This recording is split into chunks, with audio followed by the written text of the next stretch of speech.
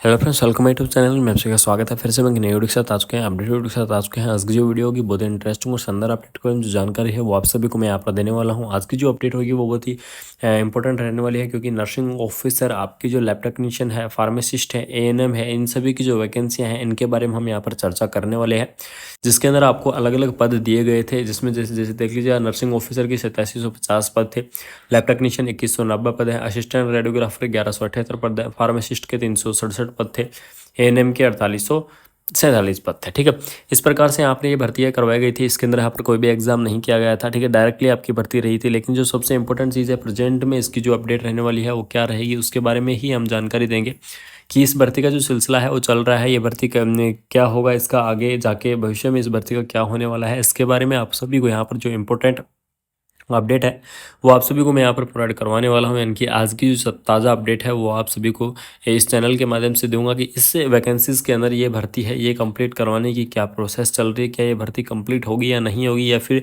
ये भर्ती दोबारा से रद्द होकर दोबारा से इसका आगे की प्रोसेस होगी। ठीक है, या फिर दोबारा से रद्द इसका एग्ज़ाम करवाया जाएगा रद्द होकर। इस चीज़ के बारे में ही हम यहाँ पर चर्चा करने वाले हैं। काफ़ी साथी ये भी बोल रहे थे कि ये भर्ती रद्द होकर इसका क्या होना चाहिए, दोबारा से जो एग्ज़ाम है वो यहाँ पर होना चाहिए। ठीक है, तो इसी के बारे में कंप्लीटली जो इन्फॉर्मेशन है वो आप सभी को प्रोवाइड करवाने वाला हूँ। सबसे पहले देख लीजिएगा, ये ताज़ा जो न्यूज़ आपको देखने को मिल रही है कि नर्सिंग एंड पैरामेडिकल भर्ती पिछले रिकॉर्ड के अभाव में अनुभव प्रमाण पत्रों का पुनर्सत्यापन अटकाया। यानी इस भर्ती में जिस टाइम नई सरकार बनी थी, आप सभी को पता है, उस टाइम ये सिलसिला था कि इस भर्ती की पुनर्सत्यापन यहाँ पर करवाया जाएगा। ठीक है, इनकी पुनर्सत्यापन यहाँ पर करवाया जाएगा। लेकिन यहाँ पर जो नई अपडेट निकल कर आ रही है इसके अंदर ये था कि इसका पुनर्सत्यापन आपका हो चाहे अटक चुका है। यानी कि यहाँ पर जो पुनर्सत्यापन आपका रोक दिया गया है, रोकने का कारण क्या था उसके बारे में भी हम यहाँ पर चर्चा करेंगे।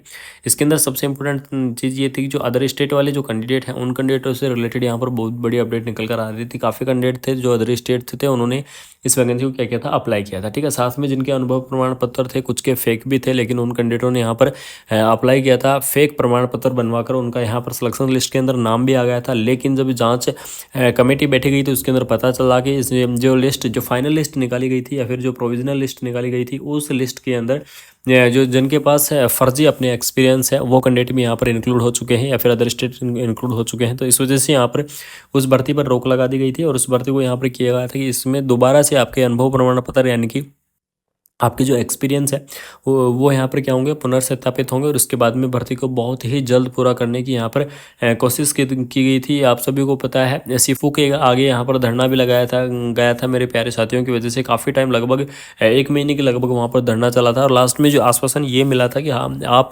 बहुत ही जल्द यहाँ पर प्रक्रिया है वो आपकी शुरू कर दी जाएगी। सबसे पहले बात करते हैं इसके अंदर कि यहाँ पर कारण क्या है। ठीक है, तो अनुभव प्रमाण पत्रों के चलते मामला अटक चुका है। विभाग को इस भर्ती के अभ्यर्थियों के अनुभव प्रमाण पत्रों का पुनर्सत्यापन करना है, लेकिन इसके लिए कर्मचारी लापरवाही बरत रहे हैं। यानी कि उनको क्या करना था, पुनर्सत्यापन करना था और सरकार ने भी ये कह दिया था हम पुनर्सत्यापित करेंगे एक्सपीरियंस को। लेकिन प्रेजेंट में जो स्थिति चल रही है, यानी कि जो अपडेट चल रही है, इस अपडेट को देखते हुए ये हो रहा है कि जो सरकारी कर्मचारी हैं उन्होंने क्या लापरवाही कर रखी है अपने काम के प्रति और वो पुनर्सत्यापित नहीं कर पा रहे हैं और इस वजह से मामले को गंभीरता से नहीं ले रहे हैं। यानी कि जो पुनर्सत्यापित का मामला है उसको गंभीरता से नहीं ले रहे हैं, जिससे काफ़ी जो कैंडिडेट हैं उनका भविष्य क्या है, अंधकार में होता जा रहा है। जिनका सिलेक्शन लिस्ट के अंदर नाम आ चुका है या वास्तविकता में जिनके पास रियल एक्सपीरियंस है, जिन साथियों ने मेहनत की है और उनका नाम आया है, उन साथियों को भी यहाँ पर बहुत ही बड़ी प्रॉब्लम हो रही है, मेंटली काफ़ी डिस्टर्ब होते जा रहे हैं। तो सरकार से मेरा एक निवेदन रहेगा कि इस भर्ती को जल्दी से जल्दी पूरा करवाया जाए, जिससे कि जिन कैंडिडेटों के रियलिटी में जिन्होंने मेहनत की है और जिनके नाम है वो कैंडिडेट यहाँ पर बेफिक्र होकर मेंटली डिप्रेस में इतना ना जाए। ठीक है, क्योंकि इन मामलों में ये चल रहा है कि सरकार लापरवाही बरत रही है, कभी पुनर्सत्यापित करवाती है, कभी ये बोलती है कर्मचारी लापरवाही कर रहे हैं। तो इसमें क्या है, जो साथी हैं, जो कैंडिडेट हैं, वो क्या होता है, मेंटली डिस्टर्ब हो जाते हैं और डिस्टर्ब होने की वजह से उन्हें काफ़ी सारी जो प्रॉब्लम्स है वो झेलना पड़ता है, क्योंकि यहाँ पर लगभग 20,000 पदों पर यहाँ पर जो भर्ती है वो आपकी करवाई जा रही थी। ठीक है, तो इसमें ये रहेगा कि आपका यहाँ पर पुनर्सत्यापन जो एक्सपीरियंस है उसको अटका दिया गया है। अब यहाँ पर जो नई अपडेट आती है उसके अंदर देखते हैं कि क्या इस भर्ती को और फास्ट किया जाएगा इस मामले के बाद में या फिर नहीं किया जाएगा। इसके बारे में आपको नेक्स्ट वीडियो के अंदर मैं अच्छे से एक्सप्लेन करके आपको अपडेट दे दूंगा। तब तक कि थैंक यू सो मच। जय हिंद।